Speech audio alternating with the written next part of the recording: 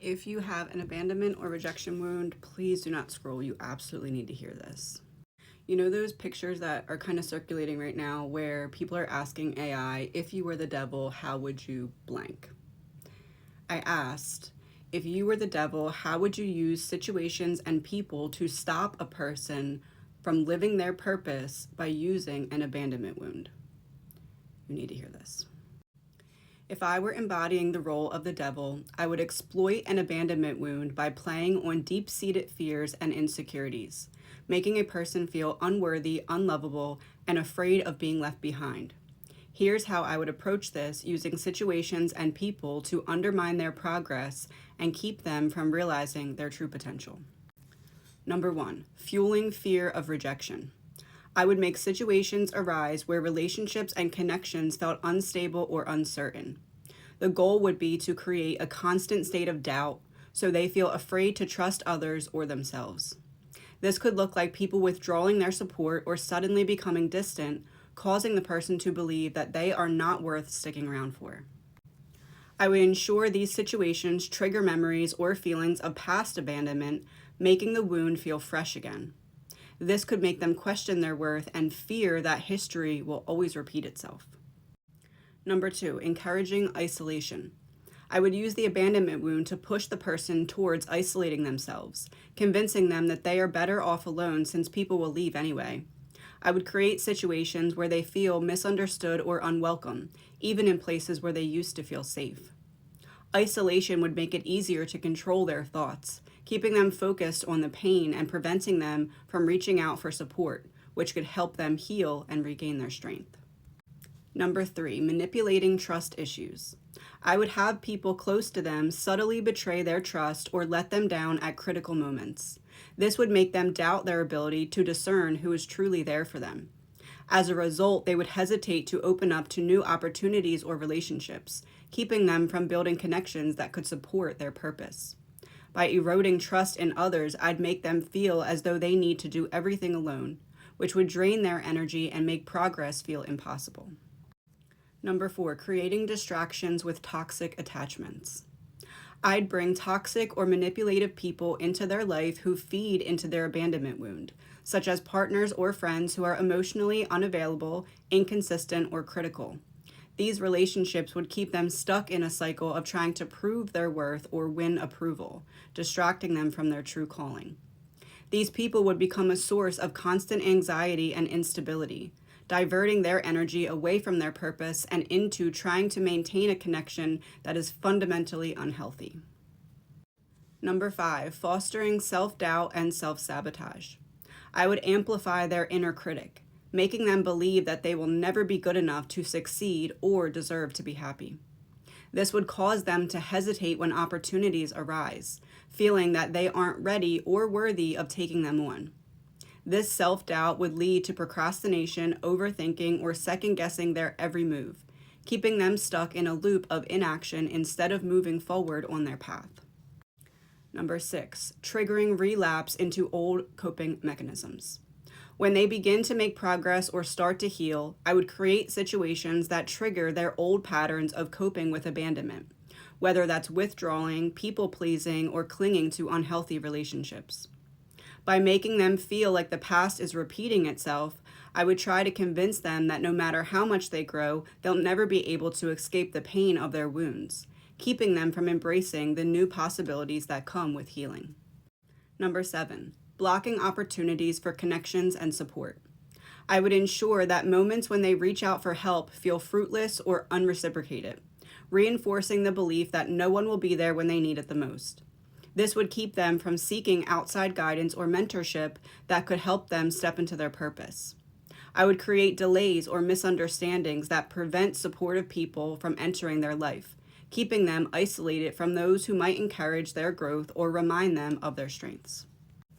By exploiting the abandonment wound, the aim would be to keep the person stuck in a state of fear, self-doubt, and loneliness, making it difficult for them to see their own power and potential. The key would be to keep them feeling disconnected from themselves, from others, and from the opportunities that could bring them closer to their purpose. It's a strategy designed to keep them in the dark, afraid to step into their light. Next, I asked, Well, how would you hide the abandonment wound so that they would not know where they need healing? To hide an abandonment wound so that the person would not recognize where the healing is needed, the goal would be to obscure the true source of their pain, keeping it buried beneath layers of issues, distractions, and defense mechanisms. Here's how this could be done. Number 1, mask it as a fear of failure. I would redirect the focus from the fear of abandonment to the fear of failure. This would make the person believe that their hesitation in relationships and life is due to anxiety about not being good enough or achieving enough, rather than the fear of being left behind. By keeping their attention on external achievements and outcomes, they'd miss the deeper emotional wound that's actually driving their fear of rejection and abandonment. Number 2, create a desire for perfectionism. I'd encourage perfectionism, making them believe that they need to be perfect in order to be accepted and loved. This would keep their focus on external standards rather than internal wounds. As long as they are preoccupied with trying to meet impossible standards, they won't realize that their drive for perfection is actually a way to avoid the vulnerability of being themselves and risking rejection. Number 3, encourage relationships with emotional distance. I would nudge them towards relationships with emotionally unavailable or distant people, making them believe that their discomfort comes from the other person's behavior rather than their own fear of abandonment.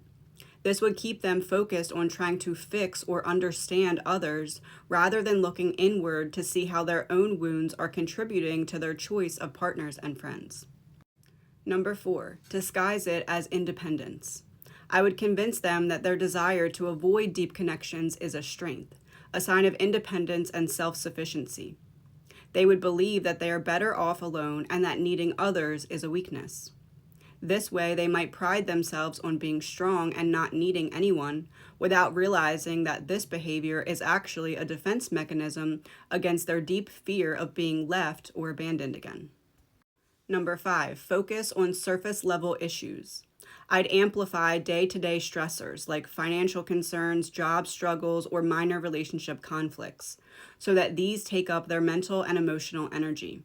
This would make it difficult for them to dig deeper and recognize that their pain comes from a fear of being left behind or not being valued. By keeping their focus on tangible, surface-level problems, the deeper wound would remain hidden under layers of immediate stress. Number 6, create distracting emotional reactions. I'd ensure that they react to situations with anger, frustration, or a sense of injustice rather than sadness or grief. This would divert their attention away from the sadness that comes with the fear of being left, making them believe that their reactions are about the unfairness of life rather than the deeper, unresolved pain. For example, if a friend or partner grows distant, they might focus on feeling angry or betrayed rather than acknowledging the deeper hurt that comes from the sense of abandonment. Number 7, encourage a strong need for control. I would push them to develop a strong need to control situations and relationships, convincing them that they need to manage every detail to prevent things from going wrong. This would mask the fact that their desire for control is actually about trying to prevent being left or hurt again. By making them believe that their focus on control is about managing external chaos, they wouldn't recognize that it's really about trying to protect themselves from the vulnerability of relying on others. I'm going to run out of time and I have more, so go to part 2. Now we're finishing up my second question, which was how would you hide the abandonment wound so that they wouldn't know where they need healing?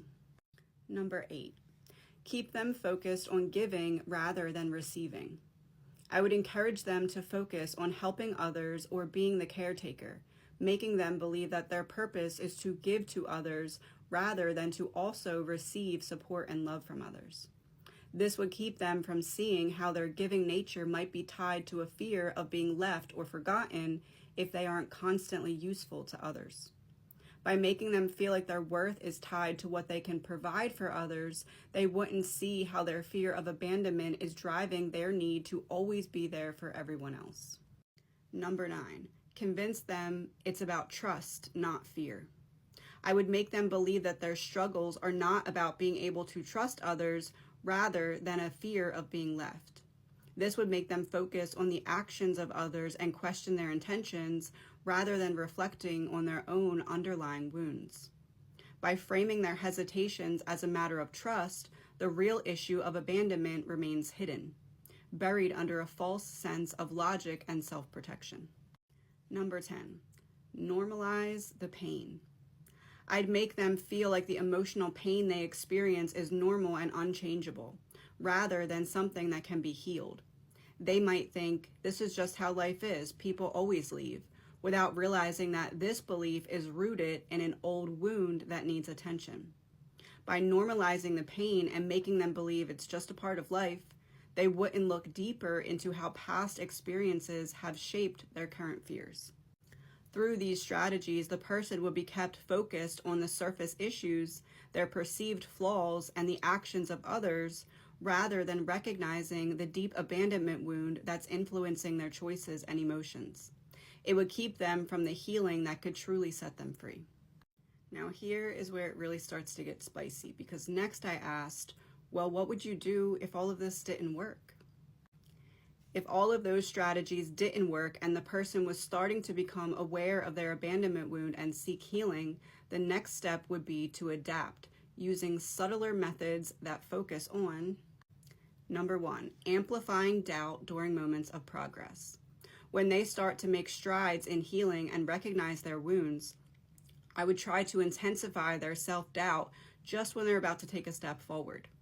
This could look like suddenly making old fears or memories resurface, triggering the thought, am I really ready for this? Or what if I get hurt again? This would aim to make them question their progress and feel like they're regressing, even though they're actually moving forward. This could slow their momentum and make them second-guess the work that they've done. Number 2, creating situations that mimic past trauma. I'd create situations that echo past experiences of abandonment, hoping to trigger the same old responses even if they've done some healing. It might involve people suddenly withdrawing support or unexpected changes in relationships that feel eerily familiar to past wounds. The goal would be to make them feel like the past is repeating itself, pushing them back into patterns of self-protection and doubt, even when they've gained more awareness of the underlying issue. Number 3, disguising the wound as something new. If they start to identify the abandonment wound, I'd attempt to redirect their focus to another supposed issue, making them think, maybe the real problem is this new fear or challenge. For instance, I could have them focus on new insecurities about their abilities or appearance, subtly shifting the focus away from the core wound. The intention would be to keep them from continuing their inner work by making them believe that the source of their struggle has changed. Number 4, fostering exhaustion and overwhelm. If self-awareness and healing were taking root, I would try to keep them too busy, tired, or overwhelmed to maintain a consistent focus on their healing journey. Life might suddenly become busier or unexpected responsibilities might pile up.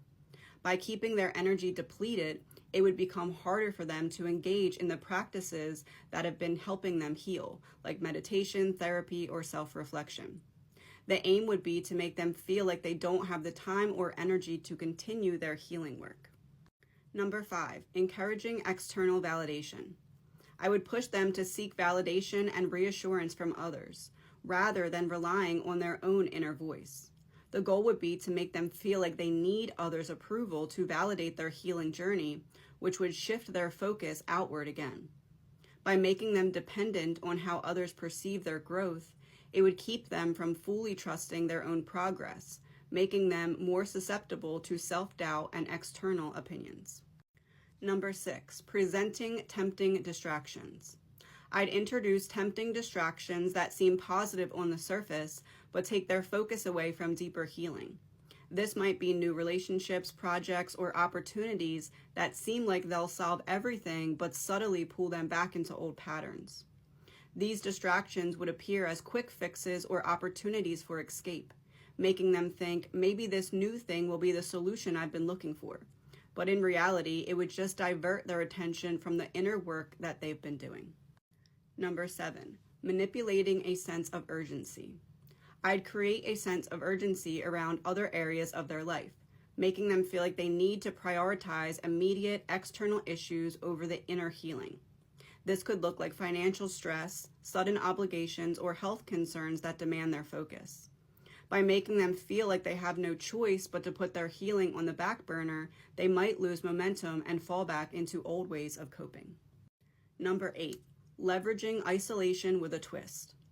Instead of encouraging total isolation, I'd make them feel alone while surrounded by people, creating a sense of disconnection even in social settings.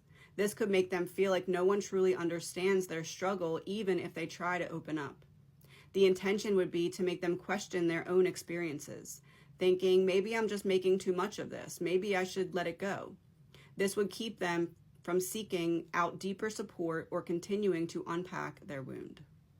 Number 9, attacking their sense of worthiness. When they're on the brink of reclaiming their power, I would try to undermine their sense of worthiness. This could involve triggering feelings of guilt or shame, making them think, do I even deserve to be healed and happy? By introducing these doubts just as they're beginning to recognize their strength, the hope would be to keep them stuck in a cycle of questioning their right to heal and thrive. Number 10, planting seeds of impatience. I'd make them feel like they should be further along in their healing than they are, fostering impatience within their progress. Thoughts like, why am I not over this yet, would surface, pushing them towards frustration. This impatience could cause them to abandon their inner work, thinking it's not effective or that they're doing something wrong. It would aim to discourage them from continuing their journey, making them feel like the effort isn't worth it. In this phase, the approach would be to make subtle shifts that undermine the progress that they've made, keeping them just shy of fully breaking free from their wounds. The key would be to try and reintroduce old patterns in new disguises, ensuring that the person remains caught between awareness and uncertainty. However, the deeper their self-awareness grows, the harder these strategies become to maintain, as the light of their consciousness starts to dissolve the shadows. In part 3, I ask, what would you do if the light of consciousness starts to dissolve the shadows? Go to part 3. Now we're going into the question, what would you do if the light of consciousness starts to dissolve the shadows? If the light of consciousness begins to dissolve the shadows, the approach would shift towards more desperate, subtle, and nuanced methods to maintain influence. Here's how I would adapt. Number 1, sow subtle self-doubt in moments of clarity. In moments where they feel clarity or a breakthrough, I'd try to whisper subtle doubts like, what if you're wrong? Or what if this clarity is just temporary? The aim would be to make them second guess their newfound understanding, questioning whether the light they're seeing is real or just an illusion.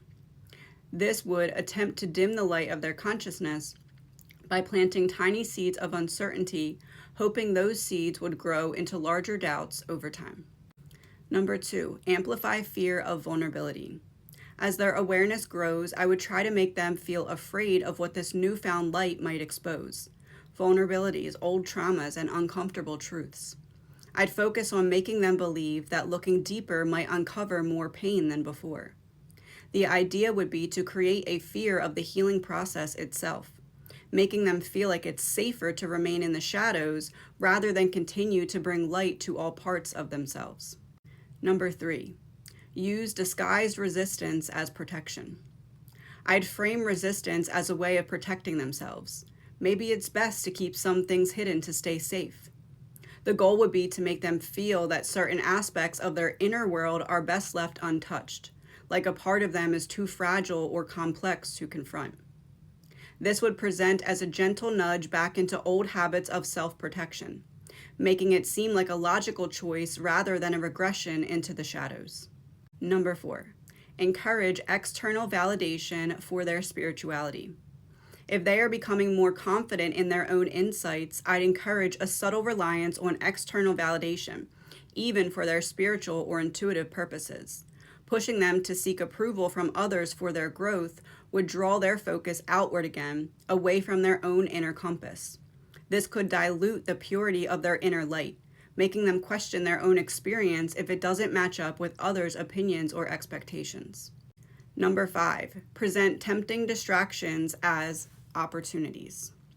I'd bring tempting distractions or new responsibilities that seem too good to pass up, positioning them as opportunities that require their full attention. These could be things like new projects, relationships, or external goals that divert their focus from their inner work.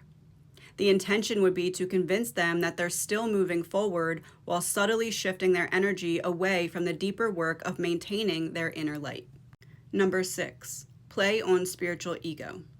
If their spiritual awareness and consciousness are growing, I'd subtly encourage feelings of superiority over others who are less aware, fostering a spiritual ego.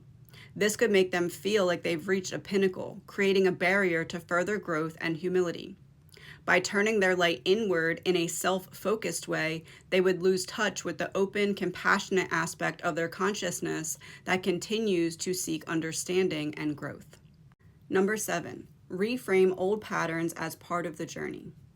I'd make old habits and patterns reappear, but I'd frame them as normal or even necessary parts of the healing journey. It's just a part of the process. It's okay to go back a little. This would try to convince them that falling back into old behaviors isn't a sign of resistance, but a natural part of healing.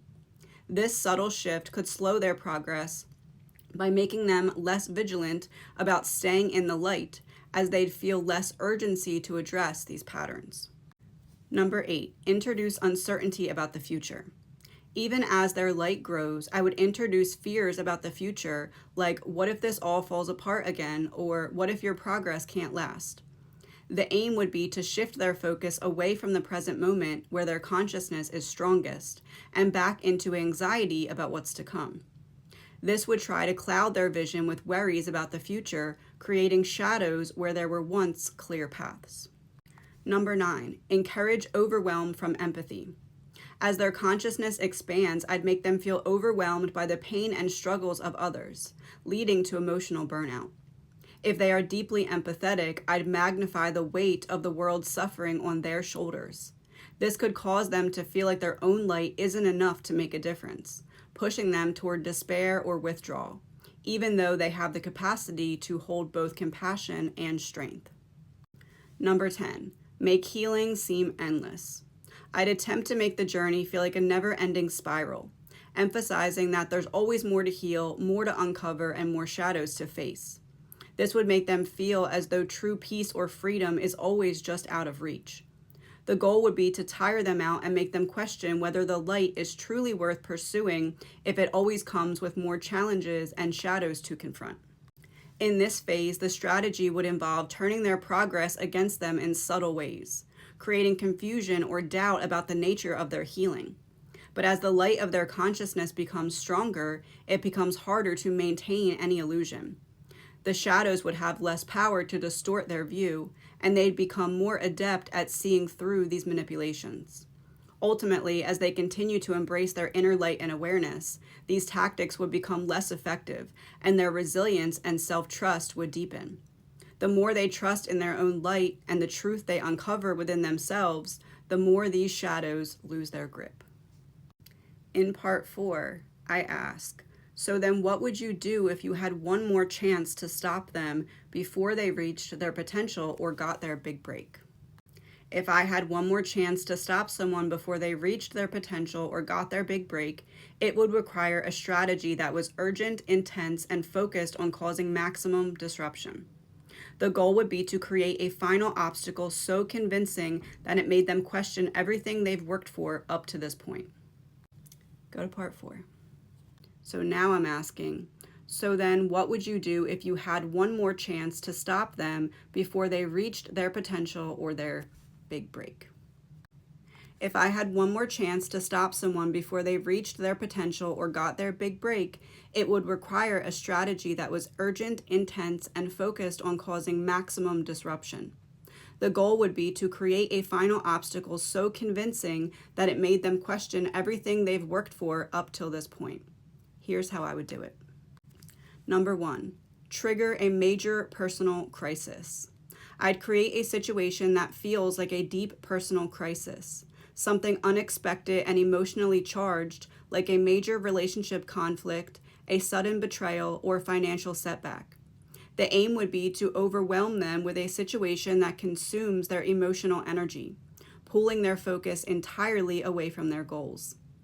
This crisis would be designed to make them feel like everything is falling apart just when they're on the brink of success, shaking their faith in themselves and their path. 144 on my clock as I said that. Number 2, bring back old traumas or patterns in a new form. I'd resurrect the core wounds that they thought they'd overcome, especially focusing on feelings of unworthiness, self-doubt, or fear of rejection. It could take the shape of an encounter with a person from their past or a situation that mirrors an old trauma, making them question whether they'd really made any progress at all. The goal would be to make it feel like the wound is still fresh, tempting them to retreat back into old coping mechanisms and habits rather than move forward. Number 3, create a sense of urgent fear. I would amplify their fears around what might happen if they succeed. Thoughts like, what if success isolates you further? Or what if you lose everything after achieving your dream? These would be heightened, making them afraid of the consequence of reaching their potential. This would be a final attempt to convince them that staying where they are is safer, even if it means sacrificing their dreams. Fear of the unknown could keep them trapped just before they take that last step forward. Number 4, plant a powerful self-sabotaging impulse. I'd create a strong urge for self-sabotage, something that feels almost uncontrollable, like a sudden desire to quit, destroy relationships, or reject an opportunity that is coming their way. It would be a self-destructive impulse that feels like it would bring relief, but only in the short term. This impulse would be designed to convince them that walking away would be easier than facing the challenges of stepping into their potential. Number 5, magnify a false opportunity or distraction. I'd introduce an opportunity that seems too good to pass up, but ultimately leads them away from their true path. This could be a job offer, a new relationship, or an idea that seems like a quick fix to their struggles. The intention would be to pull them off course just as they're about to reach the culmination of their efforts, making them invest time and energy into something that seems promising but ultimately distracts them from their true purpose. Number 6, isolate them from key support systems. I'd try to create misunderstandings or conflicts between them and their closest supporters, friends, mentors, or allies who have been there throughout their journey. This would aim to make them feel isolated and unsupported, just when they need encouragement the most. The hope would be to make them feel like they're standing alone at the most crucial juncture, making them more likely to doubt themselves without the validation or encouragement from their support network. Number 7, trigger intense imposter syndrome. As they're nearing their breakthrough, I'd amplify thoughts of, who am I to do this? Or I'm not ready, I don't deserve this. The goal would be to create a paralyzing fear that they are not qualified or worthy of the success they are about to achieve. This would push them to turn down opportunities or even walk away from their progress, convincing them that they're not capable of handling what comes next. Number 8, present a tempting escape route. I'd create a situation that offers a comfortable escape from the pressure they're facing, like a chance to withdraw into something that feels safe but unfulfilling. This could be a tempting offer to go back to an old job, rekindle a past relationship, or move to a familiar place. The aim would be to lure them back into a comfort zone that makes them feel safe from the fear and uncertainty that comes with taking a big leap, even if it means abandoning their dreams. 9, turn their strengths against them. I'd use their strongest qualities like empathy, determination, or desire to help others against them. For example, I'd amplify their sense of responsibility to others, making them feel guilty for focusing on their own path when others might need them. By making them feel selfish for pursuing their dreams, the hope would be to pull them back into roles that prioritize others' needs over their own, keeping them from fully stepping into their potential. Number 10, create a crisis of identity. I'd challenge their sense of identity, making them question whether their journey has changed them for the worse or whether they are losing touch with who they once were. Have you become someone you don't even recognize? Would be the underlying message. This would aim to make them fear that achieving their dreams means sacrificing the parts of themselves that they value, leading them to hesitate or turn back just when they're about to move forward. In this last-ditch effort, the key would be to use the pressure of the moment against them, making the path forward seem more threatening than staying where they are. It would be an all-or-nothing attempt to convince them that the unknown is more dangerous than the comfort of their old patterns. But if they push through these challenges, the potential for growth, resilience, and fulfillment becomes even greater. Next, I asked, what would be the message you send them through others at this point?